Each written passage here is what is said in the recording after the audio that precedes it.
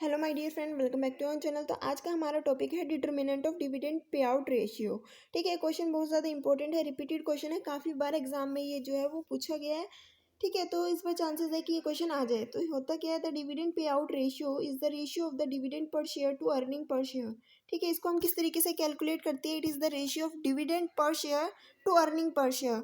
The earning per share is computed by dividing the profit after tax by number of equity shares outstanding. यानी कि earning per share को हम किस तरीके से कैलकुलेट करते हैं? अर्निंग पर शेयर, एक शेयर पे कितनी अर्निंग हुई वो कैलकुलेट किया जाएगा प्रॉफिट आफ्टर टैक्स। टैक्स देने के बाद, इंटरेस्ट पे करने के बाद, टैक्स पे करने के बाद जो हमारा प्रॉफिट आता है, ठीक है, उसको हम क्या करते हैं? डिवाइड करते हैं नंबर ऑफ इक्विटी शेयर से। नंबर ऑफ इक्विटी शेयर से डिवाइड करने के बाद हमारा क्या आएगा? अर्निंग पर शेयर आएगा। ठीक है, the dividend payout ratio indicate the extent to which the earning of the firm after tax. Dividend payout ratio indicates the extent to which the earning of the firm, ठीक है, earning of the firm after tax has been distributed among shareholder as dividend. Dividend pay out ratio हमें ये बताता है कि किस तरीके से एक फर्म अपनी अर्निंग टैक्स और इंटरेस्ट पे करने के बाद डिस्ट्रीब्यूट करती है अपने शेयर होल्डर्स में। डिविडेंड पे आउट रेशियो निकालने के लिए हम कौन सा फॉर्मूला यूज़ करते हैं? डिविडेंड अपॉन में नेट इनकम। ठीक है, उसके बाद आता है हमारा फर्स्ट पॉइंट, ये कहता है अवेलेबिलिटी ऑफ ग्रोथ अपॉर्चुनिटी। एक फर्म के पास कितनी ग्रोथ अपॉर्चुनिटी अवेलेबल है, उसके अकॉर्डिंग भी डिविडेंड को डिस्ट्रीब्यूट किया जाता है। Generally, mature firm pay most of their earning as dividend. The dividend payout ratio of growth firm is low because the firm has opportunity available where IRR is more than required rate of return. तो इसमें कहा गया है कि ज़्यादातर क्या होता है कि एक फर्म ज़्यादा से ज़्यादा डिविडेंड जो है पे करने की कोशिश करती है, अपने शेयर होल्डर्स को जो है वो हैप्पी रखने की कोशिश करती है, खुश रखने की कोशिश करती है। लेकिन जब एक फर्म के पास ग्रोथ अपॉर्चुनिटी अवेलेबल है, जब उसको ये पता चल रहा है कि अगर हम कहीं पे पैसा इन्वेस्ट करने वाले हैं तो वहाँ से हमें रेट ऑफ रिटर्न जो है वो बहुत ज़्यादा मिलने वाला है। ठीक है, तो एक कंपनी क्या करती है उस केस में? जो डिविडेंड है वो कम पे करती है। जब अगर कंपनी एक डिविडेंड कम पे करेगी तो उस कंपनी का डिविडेंड पे आउट रेशियो क्या होगा? लो होगा, क्योंकि फर्म जो है अपने जो अर्निंग है, अपनी जो प्रॉफिट है, उसको ज़्यादा से ज़्यादा कहाँ पे इन्वेस्ट करना चाहती है? ग्रोथ पर्पस के लिए जो है इन्वेस्ट करना चाहती है। इसलिए फर्म का जो डिविडेंड पे आउट रेशियो होता है ग्रोथ फर्म का, वो लो होता है। उसके बाद सेकंड पॉइंट था हमारा liquidity position of the firm. एक फर्म की लिक्विडिटी पोजीशन क्या है, ये भी बात बताती है कि हमारे फर्म का डिविडेंड पे आउट रेशियो कैसा होगा। The payment of the dividend involve cash outflow. जब हम डिविडेंड पे करते हैं तो कहीं ना कहीं कंपनी के पास से कैश जा रहा है, पैसे का आउटफ्लो हो रहा है। Has the liquidity position of the firm has an impact on the firms dividend policy. यानी कि एक फर्म की लिक्विडिटी पोजीशन किस तरीके की है, इसका इम्पैक्ट किस पे पड़ता है? कि फर्म की डिविडेंड पॉलिसी पे इसका इम्पैक्ट पड़ेगा।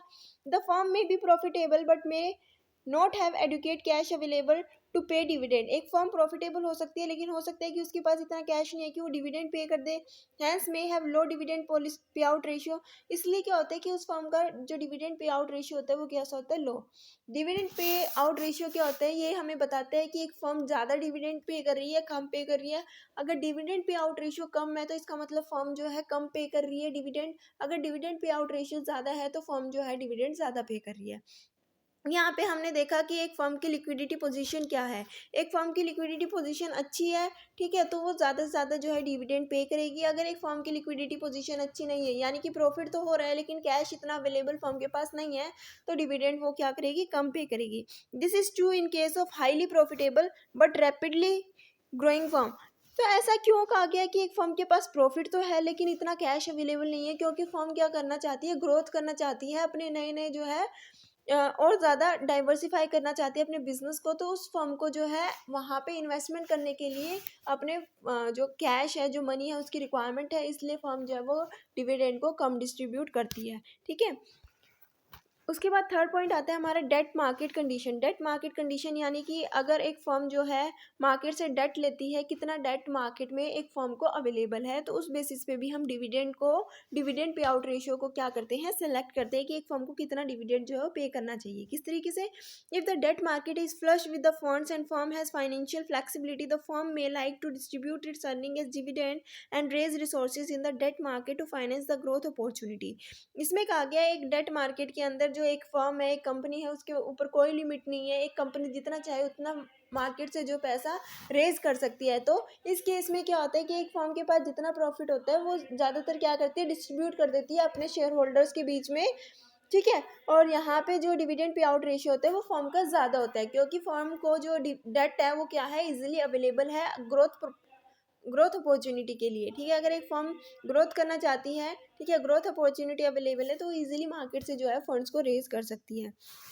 अगर हम बात करते हैं on the other hand, if the firm has not so good credit rating as exhausted its debt capacity, it will be compelled to use internally generated fund for growth and will have low dividend pay out ratio. इसमें कहा गया दूसरी तरफ एक firm को इतनी easily date जो है मार्केट से अवेलेबल नहीं हो रहा है, या फिर एक फर्म की लिमिट थी कि एक फर्म जो है 10 लाख तक की पैसा जो है मार्केट से रेज कर सकती थी, इससे ज़्यादा फर्म रेज नहीं कर सकती। तो फर्म ने 10 लाख तक का पैसा जो है मार्केट से रेज कर लिया। फर्म के पास ग्रोथ अपॉर्चुनिटी अगर फ्यूचर में आती है तो फर्म पैसा कहाँ से लाएगी, क्योंकि जो लेंडर्स है वो तो पैसे देने के लिए मना कर गई कि भाई तुमने इतनी, तुम्हारी लिमिट थी, तुम इतना उठा चुके हो। तो अगर हम एक फर्म को ग्रोथ करनी है, एक फर्म को कहीं पे पैसा इन्वेस्ट करना है, तो वो कहाँ से करेगी। तो इस केस में क्या करती है फर्म, जो प्रॉफिट होता है वो ज़्यादा उस प्रॉफिट को जो है रिटेन अर्निंग के तौर पे रखती है, रिजर्व बना के रखती है कि मान लो फ्यूचर में कोई ग्रोथ अपॉर्चुनिटी आती है तो उसको यूज़ कर सकती है। तो इस केस में क्या होता है, फर्म जो डिविडेंड पे आउट रेशियो होता है वो कम होता है, लो होता है। उसके बाद हमारा नेक्स्ट पॉइंट है कि कंट्रोल कंसिडरेशन। कंट्रोल कंसिडरेशन क्या कहता है, इफ अ फर्म पे dividend and raises fresh equity, if a firm pay dividend and raise fresh equity to finance the growth opportunity, it incurs transaction cost and result in dilution of control। इसमें कहा गया है कि मान लो एक firm ज़्यादा dividend pay करती है, जब भी फर्म को पैसे की रिक्वायरमेंट होती है वो क्या करती है, वो ये सोचती है कि मान लो हमारे फर्म के पास डेट कैपेसिटी तो ख़त्म हो चुकी है, अब हम मार्केट से वो डेट नहीं ले सकते, क्यों ना हम इक्विटी को रेज कर ले मार्केट से। क्यों ना अगर हमें फाइनेंस की रिक्वायरमेंट है तो हम क्या करें, इक्विटी शेयर को इशू करते ले ग्रोथ अपॉर्चुनिटी के लिए। ठीक है, लेकिन फर्म ऐसा नहीं कर पाती। क्यों नहीं कर पाती, अगर फर्म ज़्यादा से ज़्यादा इक्विटी शेयर को मार्केट में इशू करने लग गई तो फर्म का जो मैनेजमेंट पे कंट्रोल है वो ख़त्म होता जाएगा, वो कम होता जाएगा। ठीक है, तो the dilution of control mean the management controlling stake is reduce by fresh equity and the firm helpless to take over. ठीक है, तो यही बात है कि एक फर्म अगर ज़्यादा से ज़्यादा इक्विटी शेयर को मार्केट में इशू करती है अपने फाइनेंशियल नीड को सेटिस्फाई करने के लिए, अपनी ग्रोथ अपॉर्चुनिटी के लिए, तो कहीं ना कहीं एक फर्म जो है वो अपना जो मैनेजमेंट पे कंट्रोल है वो क्या कर देगी, लॉस कर देगी। तो उस कंट्रोल को बचाए रखने के लिए फर्म जो ऐसा नहीं करती, फर्म क्या करती है, प्रॉफिट को जो है वो कम डिस्ट्रीब्यूट करती है अपने शेयर होल्डर्स के बीच में, ताकि वो क्या कर सके, कंट्रोल भी बचा सके और जो है ग्रोथ अपॉर्चुनिटी का बेनिफिट भी ले सके। ठीक है, तो for example there are 100 equity shares outstanding and management own 25 equity shares. The firm issues 25 fresh equity shares to finance the growth opportunity as the profit have been used to pay dividend. The total number of outstanding share after fresh equity issue is 125 and management stake has been reduced from 25% to 20%। यहाँ पे एक example हमें ये क्या कहना चाहता है, एक एग्जाम्पल कहता है कि मान लो एक फर्म ने पहले 100 इक्विटी शेयर जो है मार्केट में इशू किए हुए थे। ठीक है, और फर्म के पास अब जितना भी पैसा आता है प्रॉफिट का वो डिविडेंड के रूप में जो है फर्म डिवाइड कर देती है, अपने शेयर होल्डर्स में डिस्ट्रीब्यूट कर देती है। अब फर्म के पास एक क्या आ गई, ग्रोथ अपॉर्चुनिटी आ गई है, फर्म के पास इतनी कैपेसिटी नहीं है कि फर्म जो है वो डेट का यूज़ कर सके, क्योंकि उसकी जो डेट लेने की कैपेसिटी थी वो एग्जॉस्ट हो चुकी है, ख़त्म हो चुकी है।